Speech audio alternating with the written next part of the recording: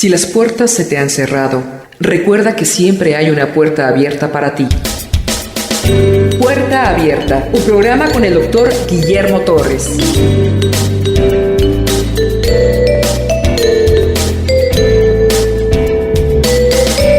Era Saulo, ahora es Pablo.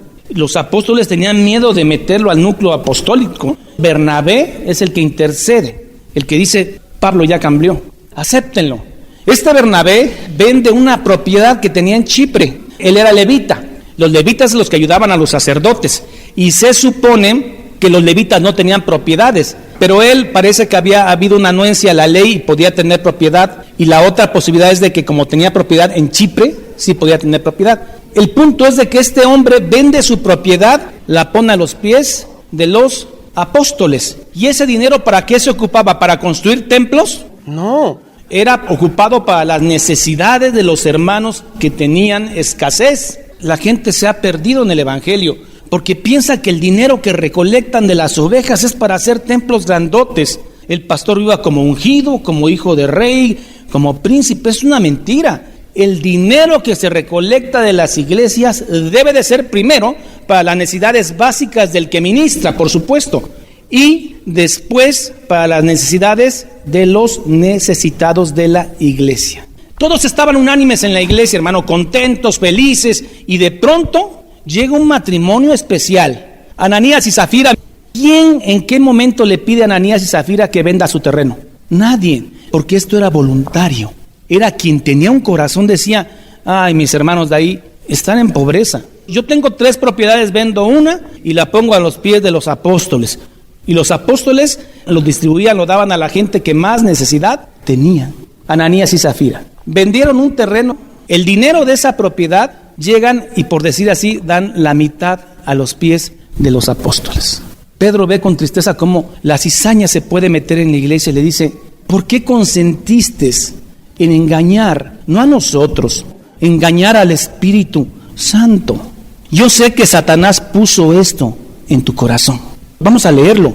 Pero cierto hombre llamado Ananías, con Zafira su mujer, vendió una heredad y sustrajo el precio, sabiéndolo también su mujer, y trayendo solo una parte, lo puso a los pies de los apóstoles.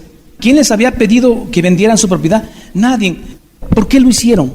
Por codicia, no, porque bien le dice Pedro, pues si era suya. Si no la hubieran vendido a ustedes, se les hubiera quedado. Yo veo aquí un deseo de protagonismo. Bernabé vendió, y yo, ¿por qué no? Aunque me quede con la mitad, porque no va a dar todo. Y al menos tengo protagonismo de ser visto por los demás. Y vean el poder apostólico. Ananías, ¿por qué llenó Satanás tu corazón? Para que mintieses no a los hombres, sino mintieses al Espíritu Santo. Cuando alguien está pecando insistentemente y es creyente, muchas veces Dios lo quita de la congregación. En Corintios se refiere y dice, ya muchos que comían indignamente la cena del Señor, que agarraban la cena del Señor para borrachar, dice, muchos ya están enfermos y otros ya duermen, ya murieron. Porque si alguien es creyente y está recidivando en el pecado, hay la posibilidad de que enferme, la Biblia lo dice, o bien que muera, para que no sea mal ejemplo para el resto de la grey. Y miren lo que va a pasar con este Ananías. Reteniéndola, si era tuya, ¿no se te quedaba a ti? Y vendida, ¿no estaba en tu poder el dinero? ¿Por qué pusiste esto en tu corazón? No has mentido a los hombres, sino a Dios. Al oír Ananías, el esposo, estas palabras, cayó, expiró, sacó el aliento de vida. Ese es morir. Expiró, murió. Y levantándose los jóvenes que estaban fuertes, lo envolvieron, porque así se sepultaba, lo envolvieron y sacándolo, lo sepultaron. Pasado un lapso como de 3 horas, sucedió que entró su mujer, no sabiendo lo que había acontecido. Entonces Pedro le dijo, dime, ¿vendiste en tanto la heredad? Y ella dijo, sí. Y Pedro le dijo, ¿por qué conveniste en tentar al Espíritu del Señor?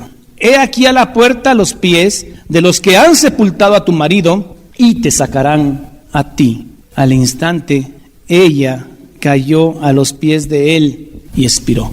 Cuando entraron los jóvenes, la hallaron muerta y la sacaron y la sepultaron junto a su marido. Y esto es una enseñanza para el resto de la iglesia primitiva, que se debía de mantener con calidad unánime, ¿Cómo sabe el apóstol Pedro que está mintiendo? Vemos el don de discernimiento tan fino que había adquirido Pedro. A la mujer le da una segunda oportunidad, porque le hace la pregunta: ¿en verdad vendieron en tanto la propiedad? Ella pudo haber dicho: ay, creo que ya nos cayeron, me arrepiento, Señor. No, Pedro, la verdad es que es esta cantidad, te pido perdón. Y se hubiera salvado de morir ahí mismo.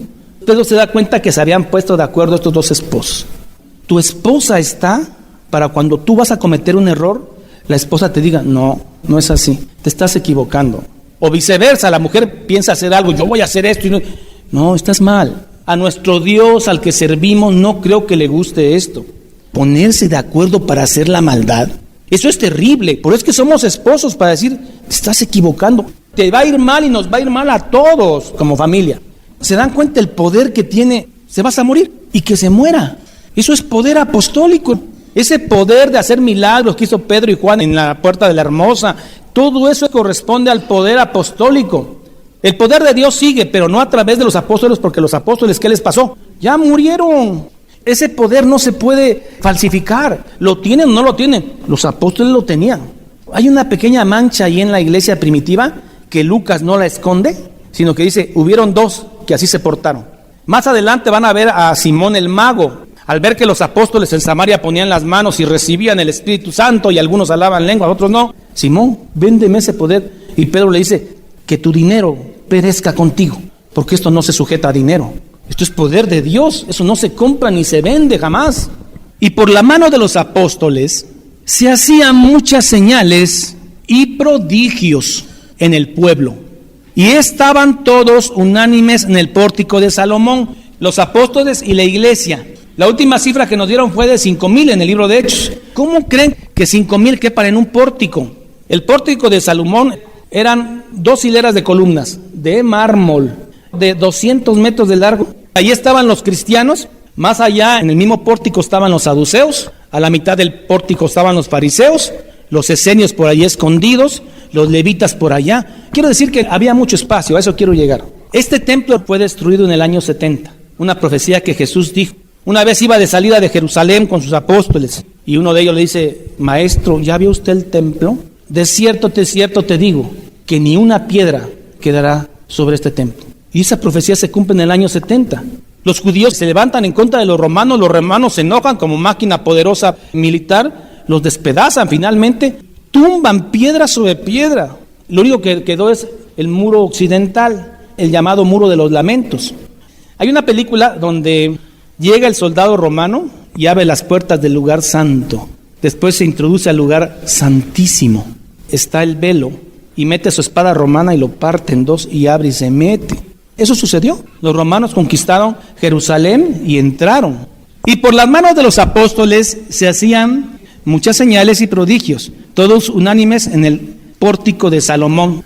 De los demás, ninguno se atrevía a juntarse con ellos, los religiosos, mas el pueblo los alababa grandemente. Y los que creían en el Señor aumentaban más, y gran número así de hombres como de mujeres. Tanto que sacaban a los enfermos a las calles y los ponían en las camas y lechos, para que al pasar el apóstol Pedro, a lo menos su sombra cayese sobre alguno de ellos. Y aún de las ciudades vecinas, muchos venían a Jerusalén trayendo enfermos, atormentados, poseídos, y todos eran sanados. Hay tanta gente que hoy en día dice que tiene ese poder. Se autonombran apóstoles, dicen que hacen milagros. Yo me acuerdo que una vez vino una gente de estas a Oaxaca con necesidad del evangelio, que mi papá creyera. Fui, nunca entendí nada. La fotografía con que se presentaba él, había cientos de sillas de ruedas, y yo lo que vi es que levantaban ofrendas nada más, no levantaban otra cosa. Este pastor me dijo: yo mismo vi como una viejita murió y ahí mismo resucitó. ¿De veras? Le digo. Clínicamente muerta, un certificado médico. No, cayó ahí. Y al rato ya volvió en sí y dice que murió y resucitó. Y luego se lo cuenta a otro y otro se lo cuenta a otro, y todo el mundo ya está predispuesto. El poder apostólico no se puede falsear. Esto que te digan: a ver, expira, y no quiere expirar. No se puede falsear un poder así tan grande. Entonces la gente, al ver la gran cantidad que tenía de poder Pedro, dijeron: son dioses. Acuérdense que venía la influencia griega, y este es Saturno, el otro es Júpiter. Ponían a sus enfermos endemoniados para que la sombra de Pedro los curaba. Pero la Biblia no dice que la sombra de Pedro curaba. Nunca dice la Biblia que la sombra de Pedro curaba. Pero luego la Biblia dice que todos eran sanados. Llegar con Pedro y que te diga, a ver, ¿qué problema? Fíjese, mi hijo tiene manifestaciones raras. Agarra una fuerza increíble de vez en cuando y se golpea. A ver, a ti te digo, sé libre. Ese es un poder que no se puede falsear. Vea usted en televisión pseudo cristiana las llamadas campañas de sanidad. Un cojo, ¿sí lo vieron cuando entró? Sí, ¿verdad que venía cojo? Sí, ahora ya camina. Sigue cojo, pero camina. Milagro, aleluya, y amén. Dios tenga misericordia de esa gente. Y ya vieron al final, dice, trayendo enfermos y atormentados de espíritus inmundos, posesos, y todos eran sanados. Era lógico, Pedro y Juan son perseguidos.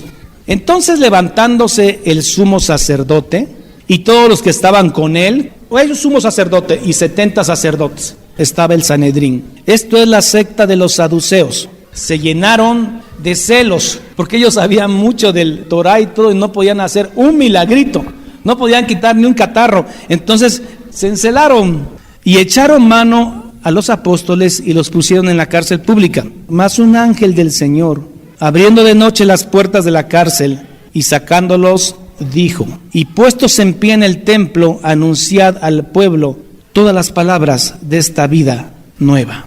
Habiendo oído esto, entraron de mañana en el templo y enseñaban. Entre tanto, vinieron el sumo sacerdote Caifás y los que estaban con él, el Sanedrín, 70 sacerdotes más, y convocaron al concilio y todos los ancianos de los hijos de Israel, y enviaron a la cárcel para que fuesen traídos. Pero cuando llegaron los alguaciles, no los hallaron en la cárcel. Entonces volvieron y dieron aviso, diciendo: por cierto, la cárcel la hemos hallado, cerrada con toda seguridad, y los guardas afuera de pie ante las puertas. Mas cuando abrimos, a nadie hallamos dentro. Cuando oyeron estas palabras, el sumo sacerdote y el jefe de la guardia, la judicial del templo, y los principales sacerdotes dudaban en qué vendría a parar esto. Caifás era el sumo sacerdote, era el que tenía la facultad. Una vez al año, en el Yom Kippur, él podía entrar al lugar santísimo a ofrender expiación por los pecados del pueblo.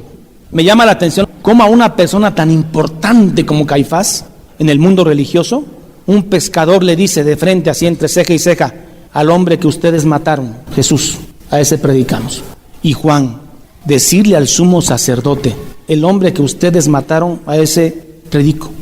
Este mensaje que damos de la Biblia no está sujeto a las capacidades del hombre.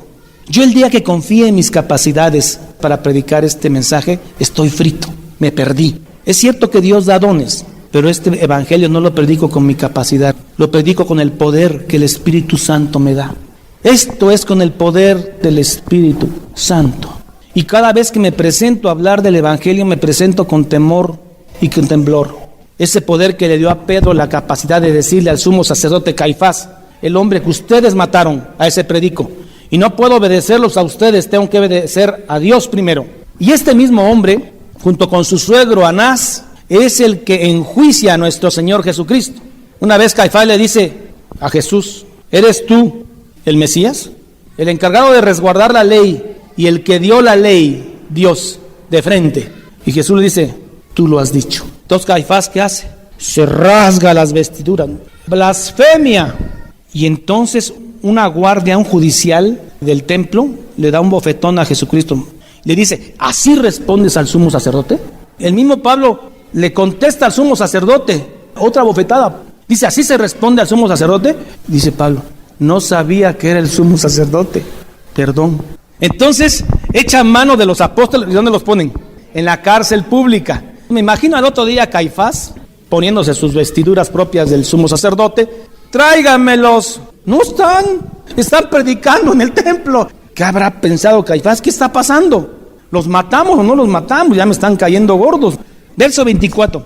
Cuando oyeron estas palabras, el sumo sacerdote y el jefe de la guardia del templo y los principales sacerdotes dudaban en qué vendría a parar todo esto. Pero viniendo uno, les dio esta noticia: he aquí, los varones que pusiste en la cárcel están en el templo y enseñan al pueblo.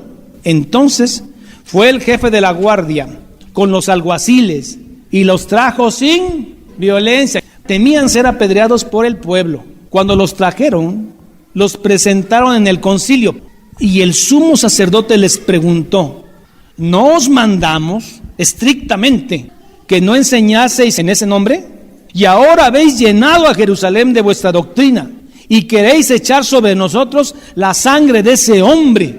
Ahora hasta nos quieren echar la culpa de que lo matamos. ¿Quién instigó todo en el juicio de Jesús? Fue este hombre y su suegro, Anás, Caifás, Jonatán. Y todavía dice que es inocente y nos quieren echar la culpa de la sangre de ese hombre. Respondiendo Pedro y los apóstoles dijeron: es necesario obedecer a Dios antes que a los hombres. El Dios de nuestros padres levantó a Jesús, a quien vosotros matasteis colgándolo en un madero. A este Dios ha exaltado con su diestra por príncipe y salvador, para dar a Israel arrepentimiento y perdón de pecados. El único que podía perdonar pecados era Dios. Y entonces le dice: a través de Jesús hay perdón de pecados. Jesús es Dios. Y nosotros, los apóstoles, somos testigos suyos de estas cosas.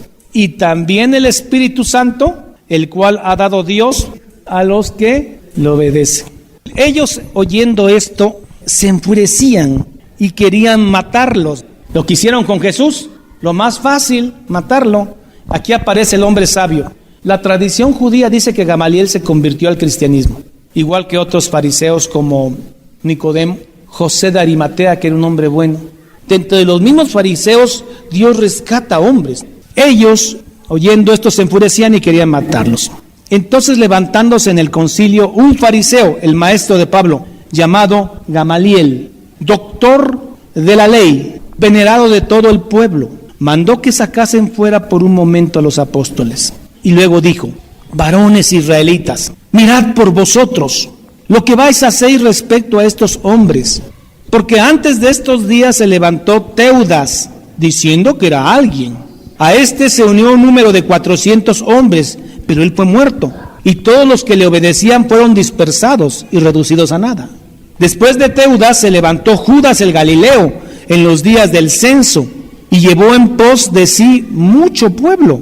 Pereció también él, y todos los que le obedecían fueron dispersados. Y ahora os digo: apartaos de estos hombres y dejadlos, porque si este consejo o esta obra es de los hombres, se desvanecerá, no hay problema. Mas si es de Dios, no la podéis destruir. No sea que tal vez seáis hallados luchando contra Dios. Gamaliel está en el grupo de los que piensan que la ley judía está siendo ofendida por pescadores y un carpintero de 33 años que murió unas semanas antes. Pero él dice: cuidado, cuidado, porque hemos visto muchos milagros. Lo que acaba de pasar ayer en la noche, que estos hombres aparecen en el templo, aquí hay algo sobrenatural. Así que tranquilos, si esto es de los hombres, en 100 años ni quien se acuerde de estos.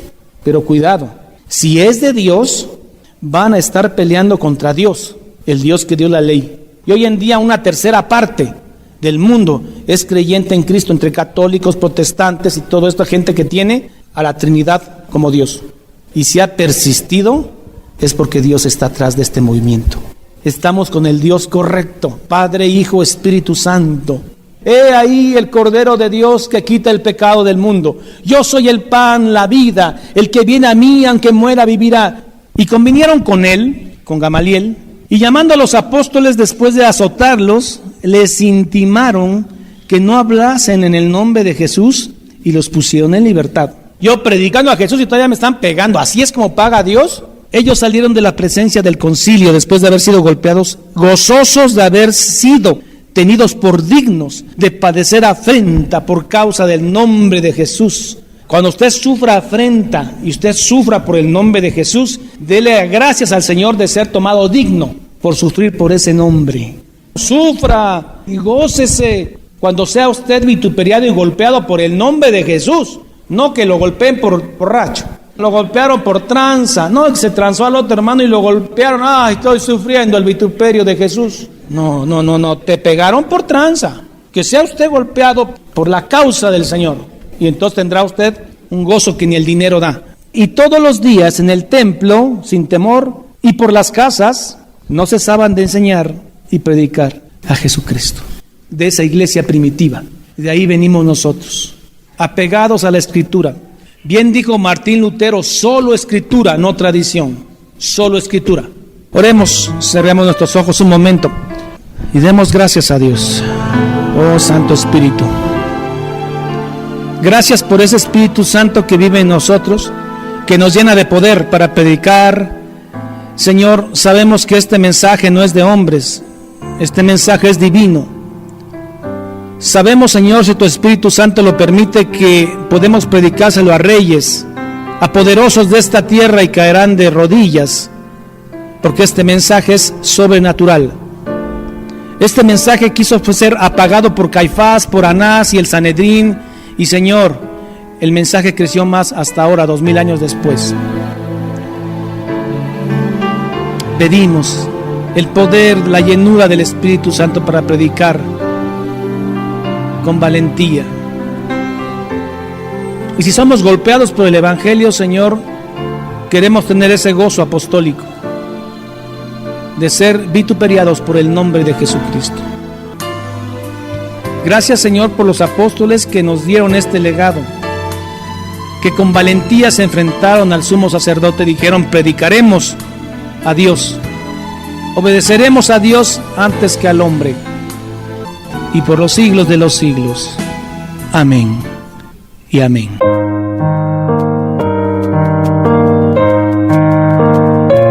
Jehová es mi pastor, nada me faltará.